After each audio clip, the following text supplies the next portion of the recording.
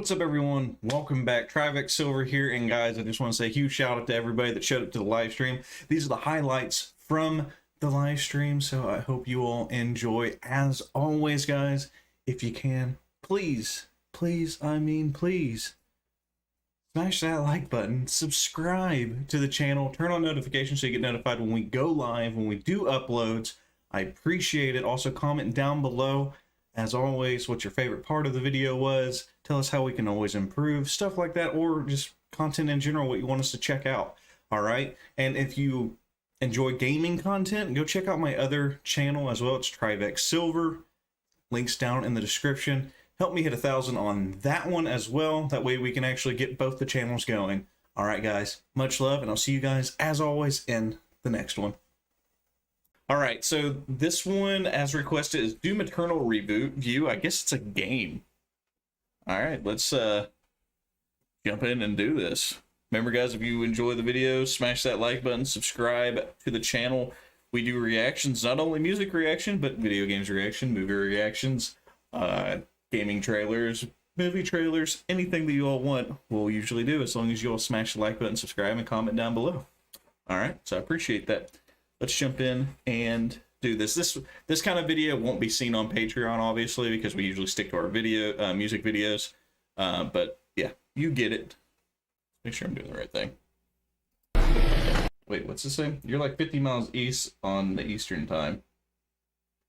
You're like 50 miles east on Eastern time? Maybe. What? I don't know. I mean, it is what? 8:49 here. Okay, walking around having problems with the stream, y'all. I've been wondering to see when I get back. All right, Susan, see you when you get back. I swear to God, if you throw me into that portal, I will fuck you.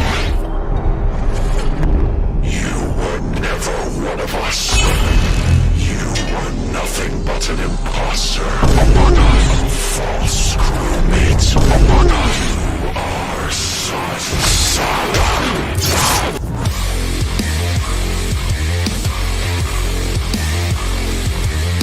Doom Eternal is a game with so much testosterone dripping from its orifices that it caused me to create a son via mitosis. In this adventure, you play as John Doom, a man stricken with irrationally severe autism who does not consider or think through his actions and effects on other people, and in his quest to save mankind, kills God, and Satan God, who is also himself. If this in-depth and engaging hardcore male gameplay sounds appealing, then I've got the game for you. This game is of course the sequel to the critically acclaimed Doom 2016 with a few key differences. Alright then, buddy. I'm going to shit yourself.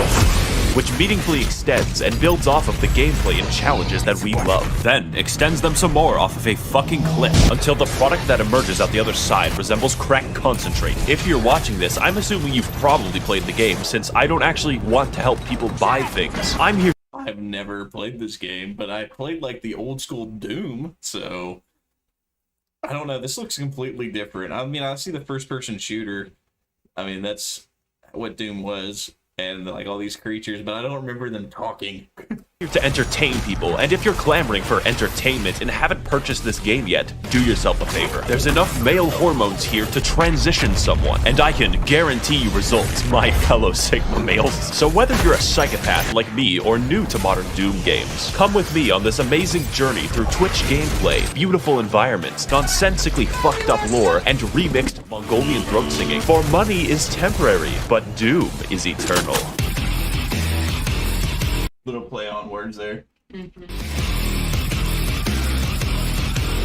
I would say that Doom Eternal's gameplay is quite unique, and not for the reasons that you would think. Everything in Doom Eternal is funneled directly into a single, robust, multifaceted, multinational, and unilaterally combat system, from which the entire game is built around. But Maxor, I hear you thinking, that's every game ever. Yes. Every good game ever. If I, for instance, became 12 and booted up GTA 5, I would be able to do at least a dozen unfun activities. Doom's design is focused harder than the average Persona fan on his local playground, and that is special. You will play the game in the way that is fun, or you will lose. So as good as 2016 was, a Polygon journalist could beat the first half, and that's unacceptable, because yes, it is actually unfun to play games after having a lobotomy. In other games, I get to choose between things like stealth, vehicles, or outright combat. Yet Doom Eternal asks the question, why not force you to use every mechanic all the time without stopping? In a world where Whenever AAA studios try to pander to everyone, it's refreshing to have a game that sets out to do one thing the best.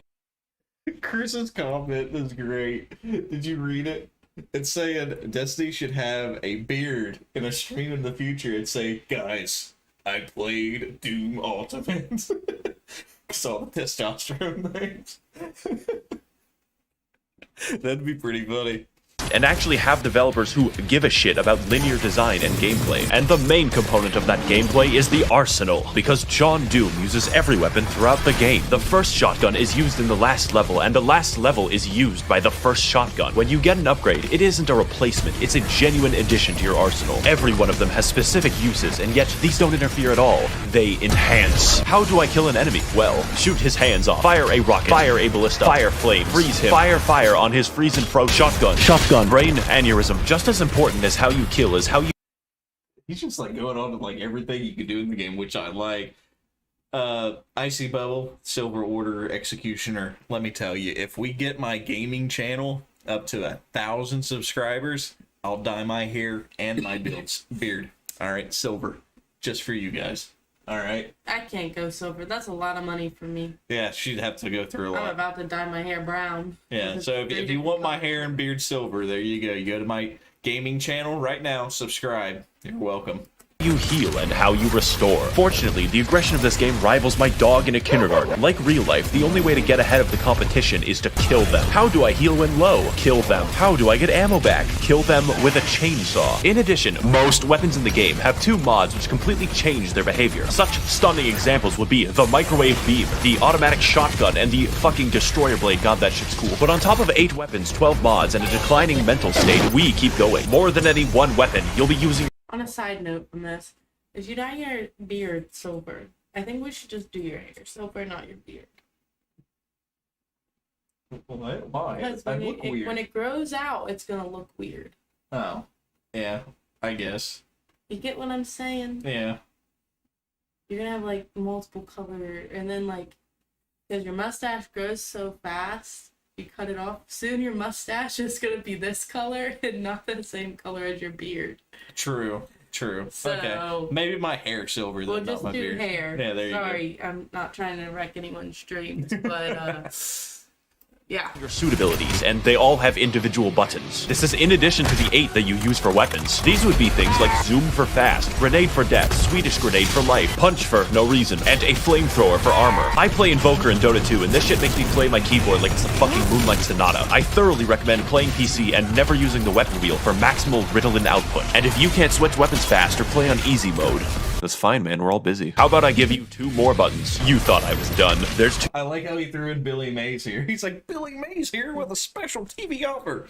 2 ways to kill a demon in Doom Eternal, the fun way or the funny way. And to maximize the funniness level, we have the Crucible, which is a direct, instantaneous kill on every enemy. Giant area boss, dead. Previous area boss, dead. The final boss, fuck 'em. Now I hear you thinking, Josh, that sounds pretty strong. Oh boy, buckle your ass. Because the second super weapon on my extensive list of 2 things is the BFG, which canonically stands for Big Fucking Gun. Also canonically, it fires a hole directly into the core of Mars. You can't just shoot a hole into the surface of Mars.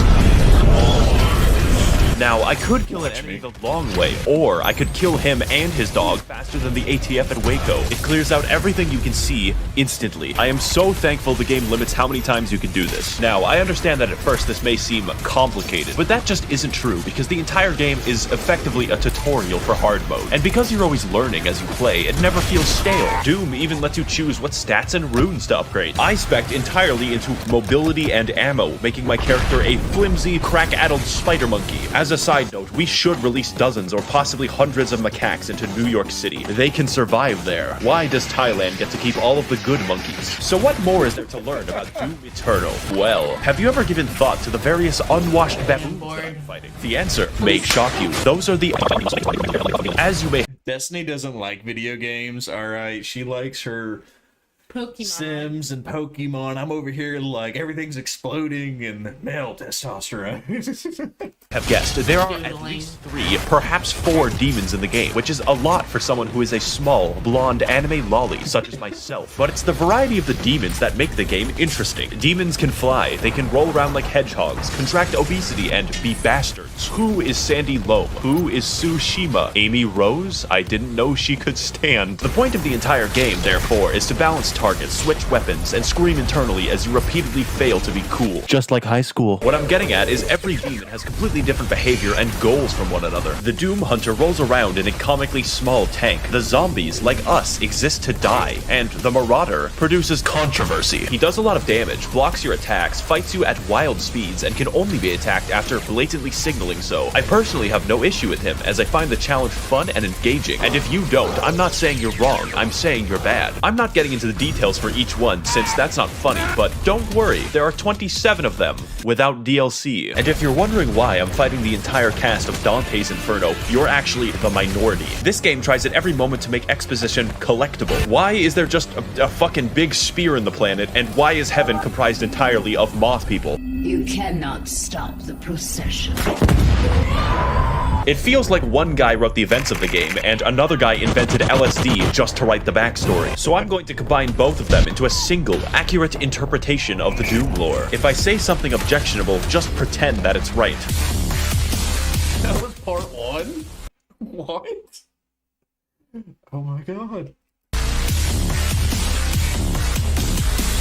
One Brazilian years ago, there was a guy named The Dad, who was effectively God, and he made moths in lamp heaven called the Makers. Every 10,000 years, all moths combine their collective consciousness into one gigamoth called the Khan Maker, who is the Moth Pope. So the moths rule over the galaxy, sort of, until Earth happens, and then we start fucking everything up. The Moth Pope finds John Doom after a spree of murders, and he explains to her that yes, hell exists. It's weird that humans knew about hell before God. Anyways, Moth Pope, after finding out that hell is real, very reasonably decides to sacrifice a planet to it. See, it turns out that God literally pieced the fuck out like 10 million years ago and let the moths do whatever they wanted. So now the Khan Maker cannot be replaced and cannot die, so she sort of goes insane from the constant immortality. Now the plan is to get some of that sweet hell energy by repeatedly sacrificing entire planets to the Dark Lord in exchange for it. Meanwhile, a sentient robot named Samuel Hayden Dark is Lord very busy Voldemort? on Mars.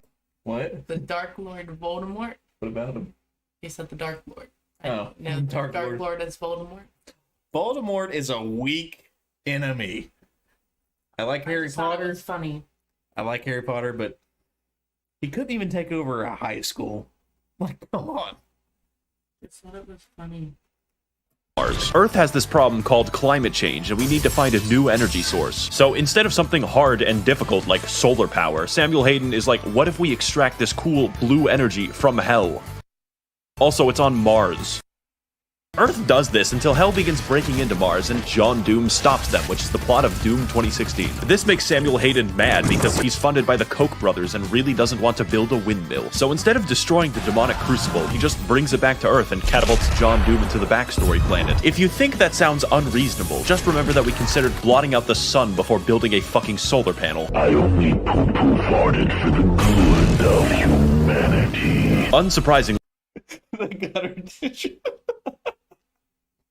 She's over here like ignoring this, and all of a sudden she's like, "Oh, we poo-poo farted." She's like, "What?"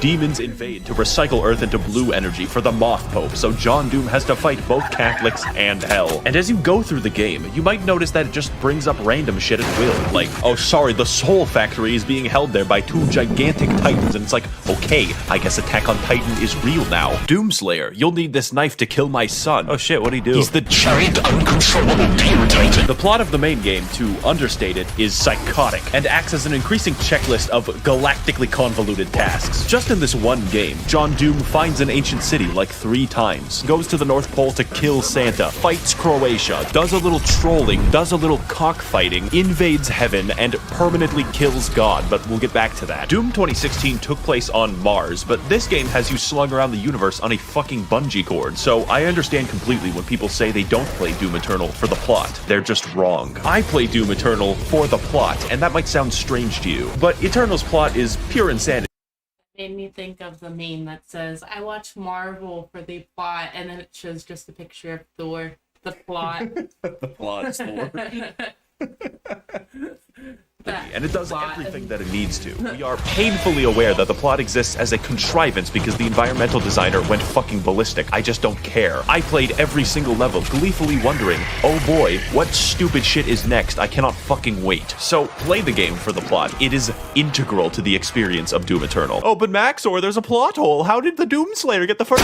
Everything I've said so far, except some of it, applies in full partially to the base game. But there's $40 reduce of DLC where the gameplay is faster, the challenge harder, and the plot, somehow, even fucking worse in all the right departments. 2016 was a wash. Eternal is Usain Bolt, and the Ancient Gods is fucking Venezuelan inflation. You thought it was over when John Doom beat the demons and destroyed all of heaven, but you were wrong. That's just the beginning. And with both parts of the DLC now fully out, my recommendation cannot be understated. Let's get into why, and more importantly, what.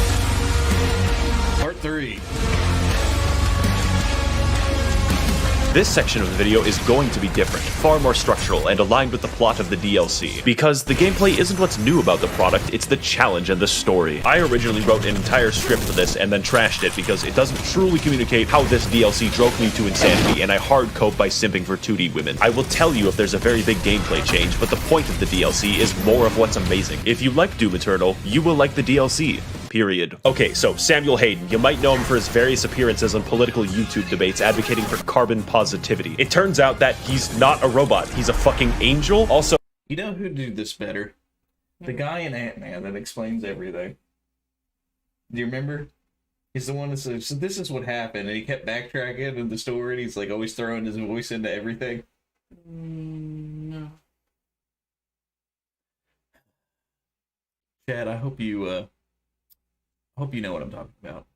So, John Doom's Alexa is God. That's not a joke or exaggeration. His name is Vega, and he is the physical remnant of God's consciousness in AI form. So Samuel, now a fucking divine being, wants you to revive him since both God and The guy in Spider-Man? No, not the guy in Spider-Man. He's an Ant-Man. He's the one that, like, drives the van. Satan are trapped in volleyballs. At this point, the video can't count as spoilers because it makes no fucking sense. The first DLC is essentially trolling because you kill God. Why? Well, obviously to revive Satan, exclusively so you can fight him. What could go wrong? Of particular note here on the gameplay side is the final boss, who is Samuel Hayden, because holy shit, this fight is hard. Also, the premise is ridiculous, and my enjoyment of the game is hurt by neither. Every aspect of this is speedy, fun, and everything else I've already said about the game in general. And when you finally beat Samuel and revive the Dark Lord, it turns out he's you. Yeah, the only thing in the world that could possibly kill John Doom, himself. No blood can be spilled in this holy blood.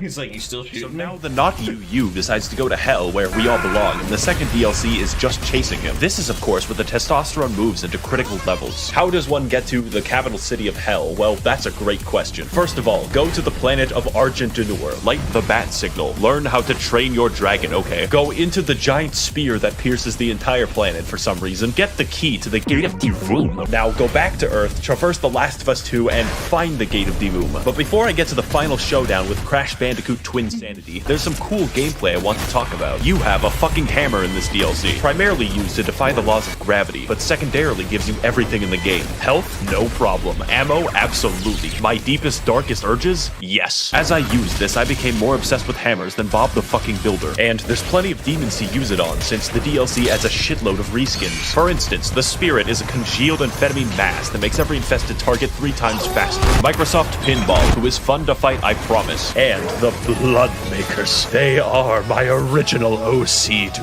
not steal it. So now that we've reached Cleveland, it's time for the DLC to gain style. This is the culmination of all of our work. The final battle against Satan himself. And holy shit, you can feel it. When the Sentinel army shows up and everyone's ready to kick ass, you just can't help but feel like your dick is being tickled. Cleveland lives up to the hype too, for once, because it's a non-stop battle of epic proportions right up until the final boss. This is a universe which implicitly acknowledges your godlike power by making the only credible threat to you your identical twin with red eyes in a Gundam. That is called fucking gameplay. And it's a beautiful send-off right up until the man himself, who awkwardly waddles around the arena like a penguin, but that's fine, the fight is still cool. Wow, you know, it's so sad that Steve Jobs died of Ligma. Who the hell is Steve Jobs? Ligma balls. Got him! Now, before we defenestrate, there's a few details I want to talk about that truly complete this game, make it a real 10 out of good. Firstly, I would classify the music of this game as metal without guitars, and I fucking dig it so much. How do you make metal without a guitar? Well, you sample Mongolian throat singing and your lawnmower. It just sounds so good. Normally, music isn't very important, but it's so good that it becomes important. And the role it plays in setting your mood is vital. Also, the main composer, Mick Gordon, like me, watches virtual YouTubers every waking second of his day. Great minds think alike. In fact, most of the music in this video is just Doom Eternal soundtrack. Guess you'll have to rewatch it over and over again to really listen.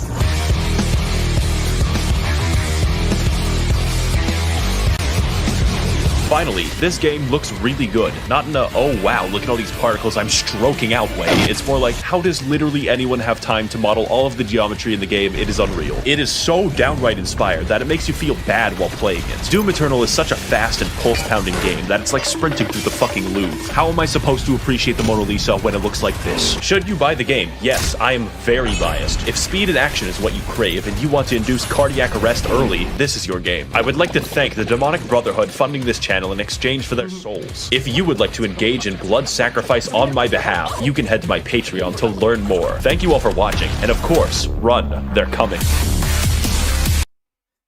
Okay then.